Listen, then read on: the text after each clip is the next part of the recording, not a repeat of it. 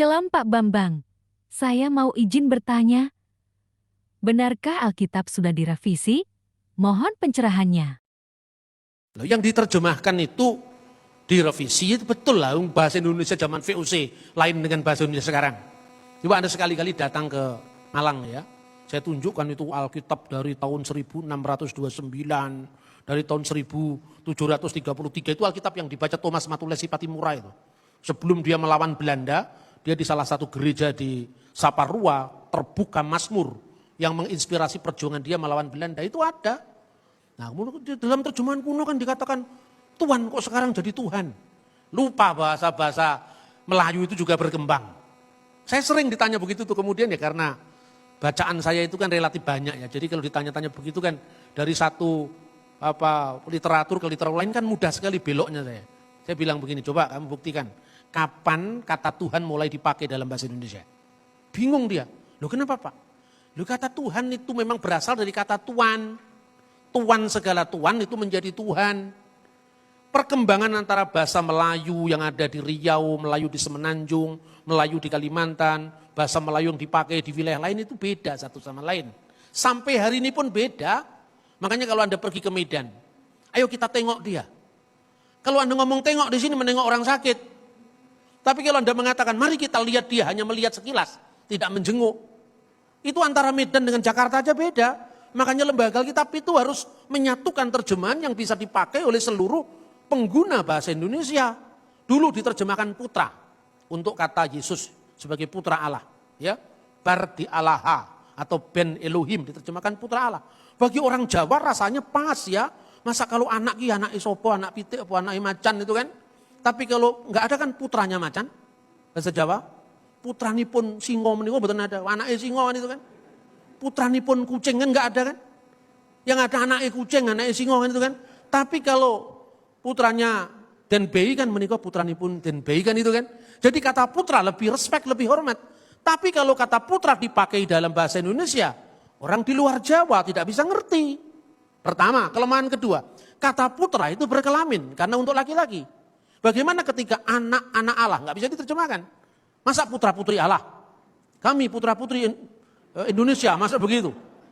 Padahal teks satunya cuma satu saja di situ, makanya bergumul berat dalam terjemahan. Itu bukan hanya bahasanya Alkitab, Quran juga begitu, Weda juga begitu. Makanya kita perlu paham teks aslinya. Nah kata tuan itu dulu artinya memang tuan.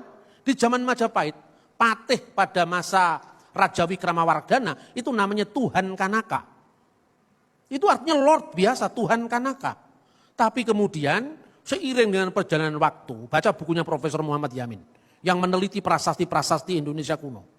Awal mula ketika Islam masuk ke Indonesia, di Prasasti Trengganu tahun 1380, itu kata Allah belum dipakai secara mutlak. Masih berdampingan dengan kata Dewata Mulia Raya. Itu Prasasti Trengganu sebagai terjemahan dari Allah. Ungkapan Dewata ini dipinjam oleh bahasa Batak menjadi Debata. Maka Allah diterjemahkan Debata Mula jadi Nabolon. Ini perkembangan dari Sanskerta, Arab, Melayu, campur aduk menjadi satu, namanya bahasa. Kemudian berkembang menjadi bahasa Indonesia kita sekarang. Nah ketika Yesus diterjemahkan Tuan dan Tuhan, itu problem bahasa Indonesia. Problem bahasa Jawa enggak ada.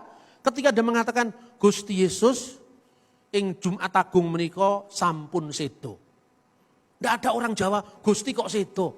Nah tinggal Gustinya loh. Kalau Gusti Patih sedo, sing sedo manusianya Gustinya enggak bisa sedo. Karena Gusti itu kan gelar.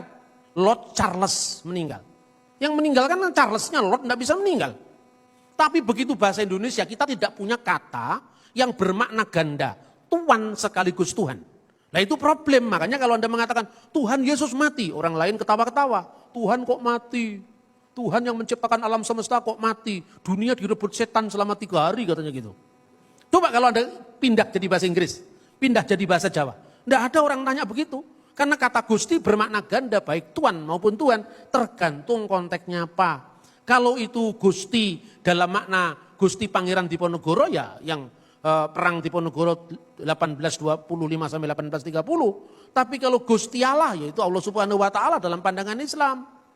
Tapi kalau Gusti Pangeran itu sedo maksudnya manusianya, tidak pernah Gusti Allah sedo gitu loh. Tapi kalau dalam bahasa Indonesia karena keterbatasan penggunaan kata Tuhan dan Tuhan, maka jadi masalah. Jadi saya tegaskan, ketika Yesus disebut Allah sama sekali tidak bicara tentang kemanusiaannya. Tapi bicara tentang firman Allah yang adalah Allah. Ketika kita bicara tentang Yesus sebagai Tuhan, itu kemanusiaannya justru yang disebut Tuhan itu. Jadi Tuhan di sini agak beda dengan pandangan dengan bahasa Indonesia umat Islam. Tiada Tuhan selain Allah, beda. Kalau dalam bahasa Arab kan la ilaha illallah, tidak ada ilah kecuali Allah. Kalau di Kristen kata Tuhan itu maknanya spesifik untuk kurios yang bermakna ganda, baik Tuhan maupun Tuhan. Nah kalau dalam Islam itu terhadap konteksnya. Kalau orang Islam Jawa ketika mengatakan Gusti Allah ya Tuhan Allah. Tapi kalau Gusti Patih itu bicara manusia seperti itu. Paham saudara-saudara ya? Jadi artinya kita tidak bisa memaksakan paradigma Islam untuk melihat Kristen dan sebaliknya. Itulah awal dari kesalahpahaman. Jikalau Yesus disebut Tuhan dalam pengertian Tuhan atas segala Tuhan yang berdaulat. Apa itu tidak mengganggu keilahiannya? Tidak. Karena keilahiannya sudah ditegaskan Yesus itu adalah firman Allah. Dan firman Allah itu adalah Allah. Tapi ketika menjadi manusia, perhatikan. Allah telah menjadikan dengan pasti Yesus yang kamu salibkan. Yesus yang kamu salibkan, berarti kan kemanusiaannya toh, yang bisa mati toh, sebagai Tuhan dan Kristus. Setelah kebangkitannya, dia disebut Tuhan atas segala Tuhan. Karena kuasa baik di surga maupun di bumi telah dilimpahkan kepadaku. Tapi ketika perempuan Samaria belum mengenal identitas Yesus, pasti dia mengatakan, nenek moyang kami menyembah Tuhan di sini. Tapi nenek moyang kurios, Tuhan. Bukan Tuhan di sini. Makanya dalam lembaga Alkitab, ya Alkitab Bahasa Indonesia TP, terjemahan baru edisi 2, 1998, dari nyatalah padaku bahwa Tuhan adalah seorang nabi, sekarang sudah disempurnakan terjemahannya, nyatalah padaku bahwa Tuhanlah seorang nabi. Ini tidak mengganggu ketuhanan Yesus, karena apa? Ketika perempuan Samaria mengenal Yesus di perigi Yakub, dia belum bangkit sang Mesias. Dia belum tahu bahwa Yesus itu bukan sekedar Tuhan, tapi Tuhan atas segala Tuhan, yaitu Tuhan. Maka ungkapan yang disampaikan Thomas ketika mengatakan, Kurios mou ke hoteos mou, my Lord and my God. Lord di sini maknanya jelas, Lord of Lords, Tuhan atas segala Tuhan. Dan itulah yang disebut Tuhan. Memang tidak mudah. Tetapi ketika kita terus menggali kebenaran firman Tuhan, semuanya akan tuntas. Sebab siapa yang mencari pasti akan diberi. Siapa yang meminta pasti akan mendapat. Siapa yang mengetuk pintu pasti pintu dibukakan. Maka kita harus setia kepada kebenaran firman Tuhan. Tuhan memberkati kita dan firman-Nya terus melengkapi kita untuk iman percaya kita dalam mengiring Yesus Kristus, Juru Selamat kita. Amin. Oke Pak Bambang, penjelasan Anda sangat mencerahkan dan menguatkan iman kami. Terima kasih, Tuhan Yesus memberkati.